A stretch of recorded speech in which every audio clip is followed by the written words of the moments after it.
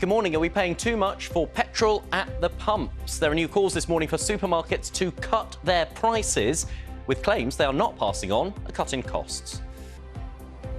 And good morning. We are live in a very, very muddy farm in Pontefract for a perfect lesson in pumpkin carving. We would love to see yours as well, so ping your pumpkins in, good or bad. We'll all be having a go. Now, senior government advisers involved in the government's response during the pandemic are set to appear at the Covid inquiry this week in what could be a series of explosive hearings. Martin Reynolds, the former principal private secretary to Mr Johnson when he was Prime Minister, will give evidence today, as will former Number 10 Director of Communications Lee Kane. Former Chief Advisor Dominic Cummings will give evidence tomorrow. Coast Guards are searching for a man who went missing in the sea in Somerset. He was trying to help a woman and her dog who were swept into the water at Burnham-on-Sea near Weston-super-Mare. They managed to get out safely. An inquest into the death of Gracie Spinks is due to start this morning. The 23-year-old was attacked in a field in Derbyshire in 2021 where she'd gone to look after her horse. A former work colleague believed to be responsible was found dead nearby. Gracie's parents, Alison Heaton and Richard Spinks, spoke to Breakfast after her death in 2021.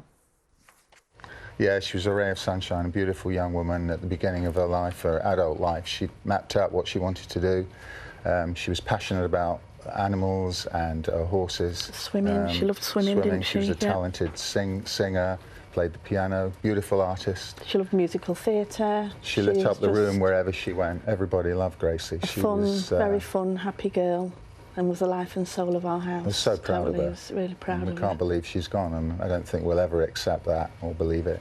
You know, our lives changed that morning, but if some good comes out of this and we can change things and make the world a better place, you know, we've got to carry that baton and run with it now and make that change.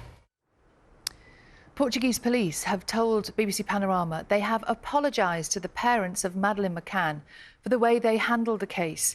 3-year-old Madeleine went missing during a family holiday in Portugal in 2007. Her parents were initially questioned as suspects. Some was this morning's newspapers, shall we, the front pages anyway. The Daily Express leading with a warning from Iran, which said Israel sending ground troops into Gaza over the weekend crossed red lines and warned that the region could erupt into a wider conflict. What about the response here then? Well, the Times focuses on an emergency Cobra meeting, which is going to be held by the UK government today, over fears that the Israel-Gaza conflict has accelerated the threat of terrorism here in Britain.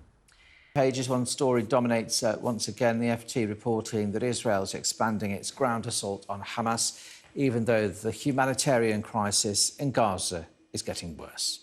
The Guardian carries those fears expressed by the United Nations that civil order in Gaza is starting to break down. That's the same lead in the Times, whose correspondent in Gaza describes the desperation on the ground there. The Mail's correspondent also gives a vivid description of life under constant barrage from Israel. The Telegraph concentrates on the plight of UK and American citizens reportedly trapped in Gaza, with Hamas preventing them, it says, from leaving.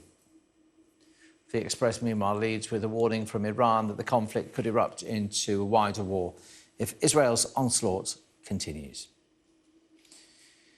The sudden and untimely death of Friends star Matthew Perry leads the Metro with the headline, "We've lost a great friend." And The Sun pictures him with fellow stars from the show and says he was a friend to the end.